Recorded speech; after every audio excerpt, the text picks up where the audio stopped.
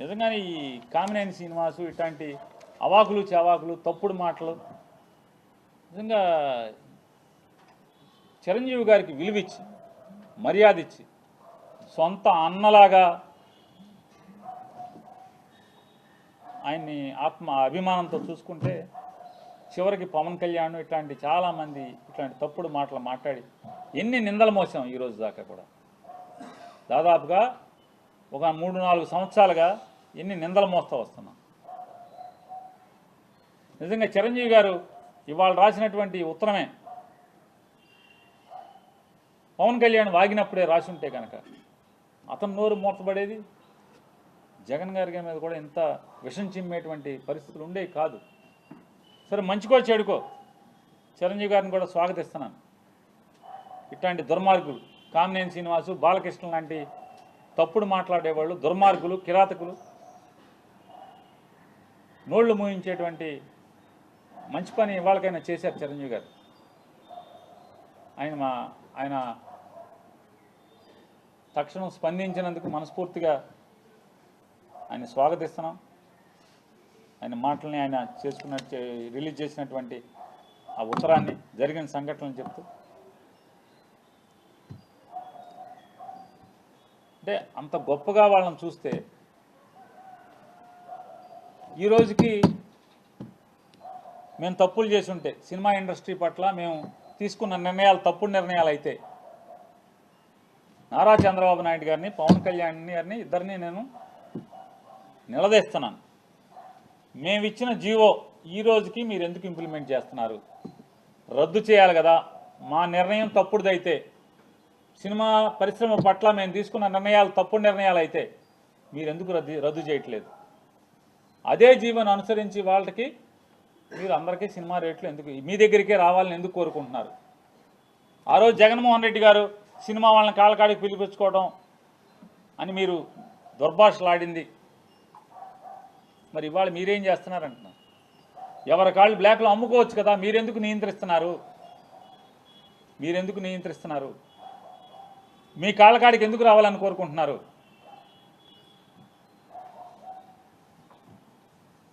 మీ కాళ్ళకాడికి ఎందుకు రావాలని కోరుకుంటున్నారు? అంటే మీరేమో పైనుంచి పైలోకం నుంచి సరాసరి బ్రహ్మదేవుడు బొడ్లోంచి ఊడిపడ్డారు. జగన్మోహన్ రెడ్డి గారేమో వాళ్ళ అమ్మ కడుపులోంచి ఊడిపడ్డాడు నేల మీద. మీరు చేస్తే అన్నీ పత్తిత్తు కౌరులు, మీరు చేసేవన్నీ. అతను చేస్తే పాప పనులు అవన్నీ జగన్మోహన్ రెడ్డి గారు చేస్తే. సిగ్గు లేకుండా అదే జీవోని అనుసరిస్తున్నారు. సినిమా ఇండస్ట్రీలో అదే సాంప్రదాయాన్ని, అదే రూల్స్ని మీరు ఎందుకు కొనసాగిస్తున్నారని అడుగుతున్నాను. కొనసాగించకూడదు కదా. జగన్మోహన్ రెడ్డి గారు ఆ రోజు కూడా చిరంజీవి గారికి, మహేష్ గారికి, అలాగే మన రాజమౌళి గారికి, ప్రభాస్ గారికి, వీళ్ళందరికీ చెప్పారు, నా భయం ఏం లేదు అన్నా, నా భయాలు ఒకటే. మీరు పేదవాడికి సినిమా టికెట్ అందకుండా తీసుకెళ్ళిపోయే పరిస్థితి ఉంటే, కుటుంబం సినిమాకి వెళ్తే మినిమం 1000 రూపాయల నుంచి 2000 రూపాయలు లేచి వెళ్ళిపోతే,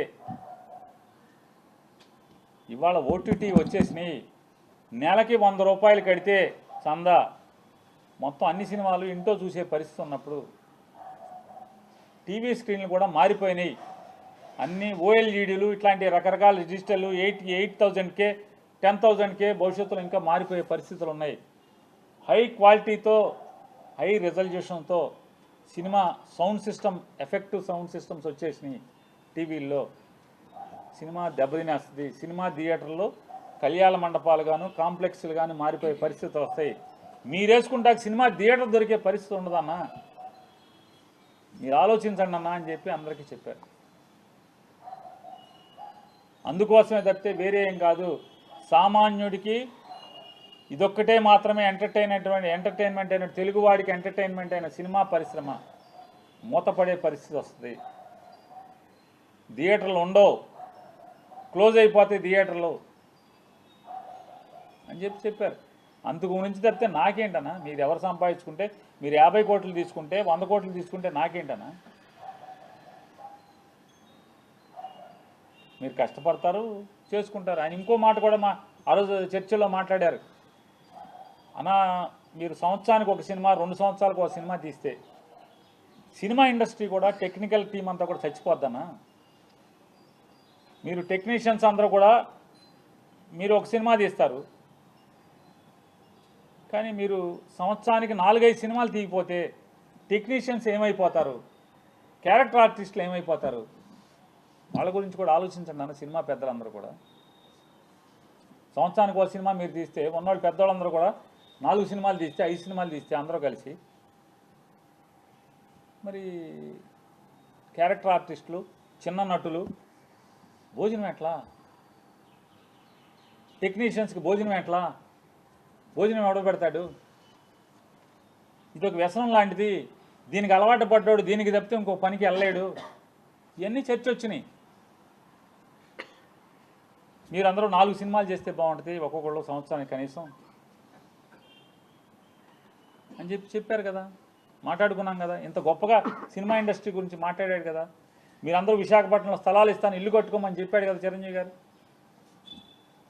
విశాఖపట్నంలో, రాజమండ్రిలో, కర్నూలులో, తిరుపతిలో ఒక్కొక్క స్టూడియో ఏర్పాటు చేద్దాం, ఒక్కొక్క ఫ్లోర్ కడదాం. మీరందరూ గవర్నమెంట్ నేను స్థలాలు ఇస్తాను, మీరు ఒక్కో చోట ఒక్కొక్క స్టూడియో కట్టండి, అంటే ఫ్లోర్ కట్టండి, షూటింగ్లు చేసుకుందాం. మీరు కాపురాలు కూడా వైజాగ్కి రండి అని చెప్పని జగన్ గారు మిమ్మల్ని రిక్వెస్ట్ చేశాడు కదా. వెంటనే చిరంజీవి గారు స్పందించి స్థలం కూడా కొనుక్కున్నారు కదా. ఏమాటగా మరి చిరంజీవి గారు ఆ రోజు జగన్మోహన్ రెడ్డి గారు పట్ల సోదర వాత్సల్యం, తమ్ముడు వాత్సల్యంతో ఉండే ఆ రోజు ఉన్నారు. ఈయన కూడా మా అన్న అన్నట్టుగానే ఆయన కూడా ఉన్నారు. ఇన్వైట్ చేయగానే రామ్ చరణ్ గారు, చిరంజీవి గారు ఇద్దరు కలిసి స్థలం కొనుక్కున్నారు వైజాగ్లో. గవర్నమెంట్ ఇచ్చేదే ఉందిలే, మనం కొనుక్కుందాం, ఊరికి ఎవడో ఒకటి మాట అంటాడు, చిన్న చిన్న వాళ్ళకి స్థలాలు వస్తే పర్లేదు అని చెప్పి చిరంజీవి గారు స్పందించారు. ఇంత గొప్పగా సినిమా ఇండస్ట్రీ పట్ల నారా చంద్రబాబు నాయుడు గారు సినిమా వాళ్ళని వాడుకోవటం తప్పితే ఏనాడన్నా సినిమా ఇండస్ట్రీకి ఉపయోగపడ్డా? నాడు రాజశేఖర రెడ్డి లేదా జగన్మోహన్ రెడ్డి గారు తప్పితే, సినిమా ఇండస్ట్రీని వాడుకోవటం తప్పితే నారా చంద్రబాబు నాయుడు గారు ఎప్పుడు ఉపయోగపడ్డాడు సినిమా ఇండస్ట్రీకి అని అంటున్నాను. సినిమా వాళ్ళని ప్రచారానికి వాడుకోవటం, సినిమా వాళ్ళని అడ్వర్టైజ్మెంట్లు తయారు చేయడానికి వాడుకోవటం తప్పితే ఏ రోజు ఏం జరిగింది? నాడు తండ్రి కానీ నేడు కొడుకు కానీ సినిమా ఇండస్ట్రీకి అండగా నిలబడితే ఇంత కామినేని శ్రీనివాసును బాలకృష్ణ కలిసి ఇంత అసహ్యంగా మాట్లాడతారా? ఇంత నీచంగా మాట్లాడతారా?